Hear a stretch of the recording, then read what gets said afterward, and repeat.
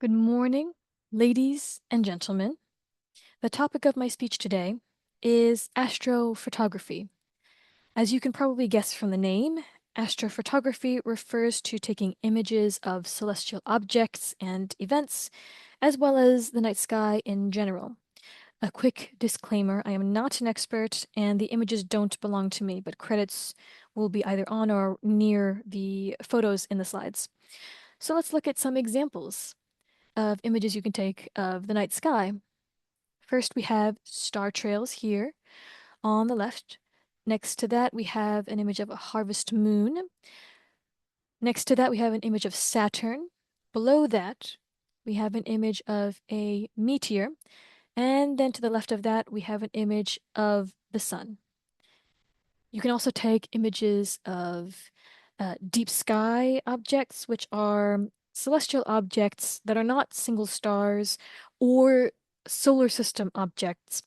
These objects are often very distant, often millions of light years away from Earth, and examples of these include nebula, such as these two, the Horsehead Nebula and the Orion Nebula, or P33 and M42. This also includes galaxies and star clusters, such as the Andromeda Galaxy, M31, and the Pleiades, M45, or they're also known as the Seven Sisters. So these are some images that you might want to take. But you might ask yourself, what kind of gear do you need to take photos of the night sky? And it all depends on what kind of object you want to take an image of. If you want to take an image of the moon, you can do that very easily with just your phone. You can go out at night, point your phone camera at the moon, take a photo. That's astrophotography. If you want a more detailed photo of the moon, you can take a telescope, point it at the moon, and then put your camera up to the lens, your phone camera, up to the lens of the telescope, and take an image that way. That also counts. These star trails, these star trail photos are also very easy to take. You can take them with all you would need is your phone, a tripod, a dark sky, maybe an hour of your time. And then on your phone, you would just need apps to take the photos, stack them, and edit them. So these are also some apps you can put on your phone, which would help with taking photos of the night sky. Stellarium is a good app for orienting yourself. It helps you know what is out at night based on your location. Seestar is a good app for taking images. I haven't used it, so I can't really tell you much more than that. But this image here of the sun, I believe, was taken using Seestar.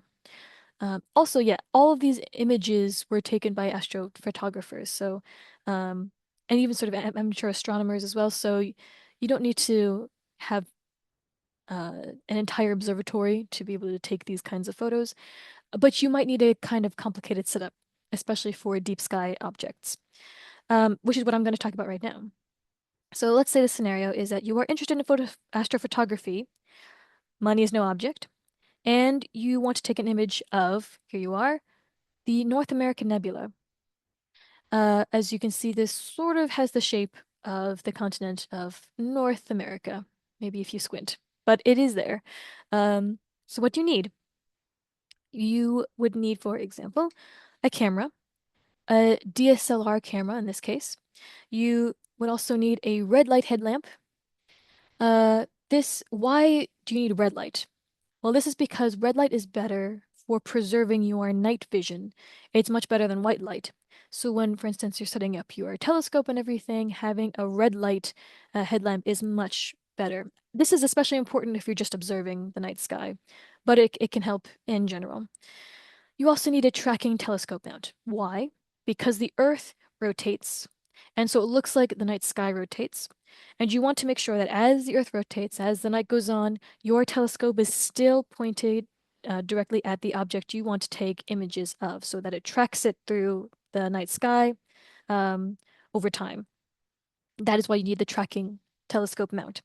You also want good weather. So for this scenario, let's say it's a new moon and there are no clouds in sight. And now you have all your equipment ready.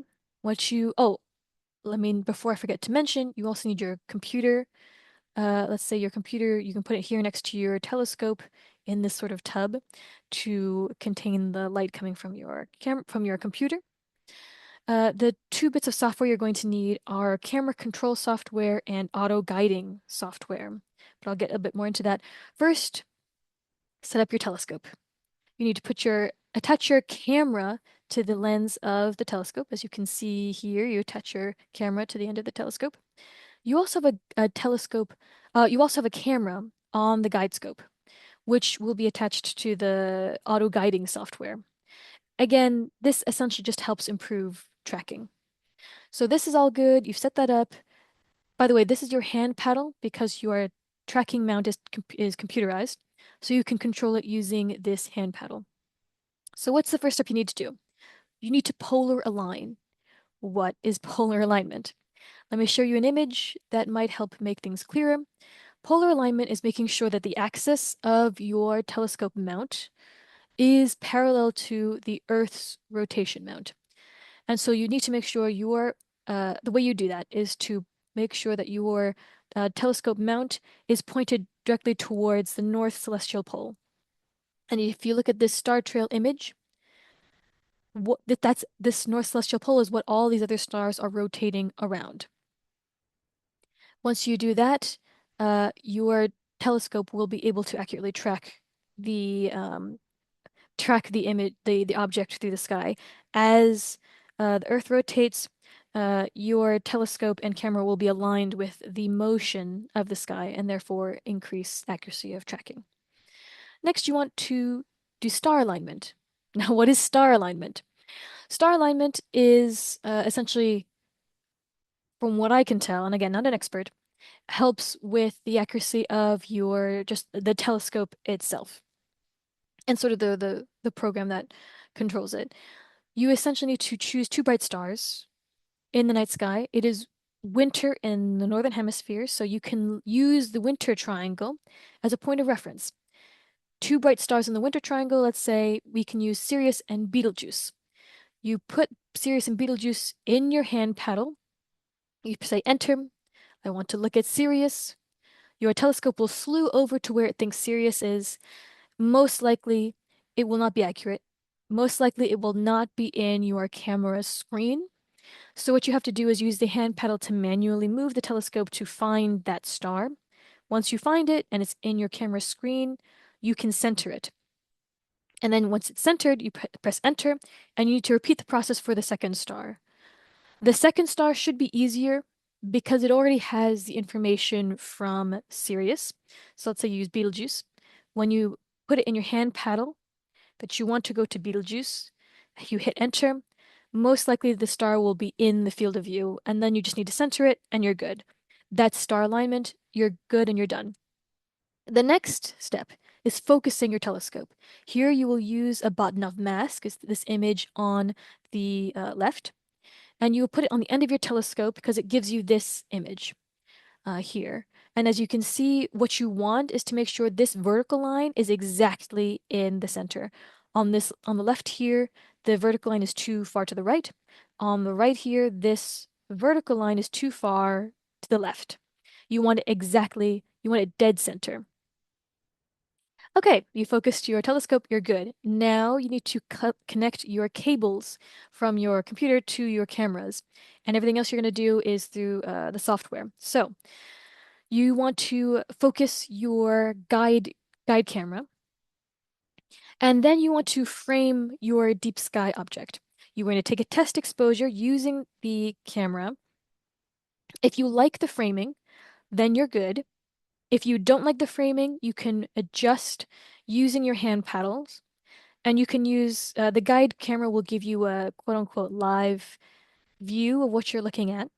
I say quote unquote because it's not going to be, there's going to be a little bit of lag for exposure. In any case, you readjust the telescope that way, look through your guide camera, and then take another test exposure. If you don't like it, you repeat the process, but probably eventually you will hopefully like the framing of your camera. Once that is done, you calibrate the guiding software, essentially telling it, this is exactly what I want to see in the night sky. This is what I want to take an image of. And so that again will improve the tracking as the night goes on. And then you adjust your camera settings for long exposure images. What you want to make sure is that you don't oversaturate your images by having too long an exposure time. And this can change depending on the object that you're taking an image of and the light conditions in your area. In any case, you set that up and you can start the imaging process. This can take a while. This image, for instance, you can take 60 images of this object with 3-minute exposure for each image. That can be 3 hours. So, what do? You can take a break, have some coffee, have some hot chocolate, take a break. But do make sure that the weather doesn't suddenly turn bad, there isn't suddenly a rainstorm or something, because that would be very bad for your setup. And of course, your image. In any case, let's say everything goes well in those 3 hours, and you get your 60 images. What do you do next? You process the photo. I won't really go into detail about how you do it, but just know essentially what you do is you take these 60 photos, you stack them, then you adjust the color balance, the levels, and contrast, and then you get to enjoy your image. And this is an image that some people took using the process I just described. If you really want to follow this process, I would recommend visiting Trevor Jones's website, Astro Backyard. He has a very good video that goes into detail about what exactly you do. But this was the image that they took, and an image that you can take with this equipment. So I hope that you enjoyed the presentation. I know I enjoyed making it. If you end up taking photos of the night sky or deep sky objects, let me know and feel free to share the photos. Thank you.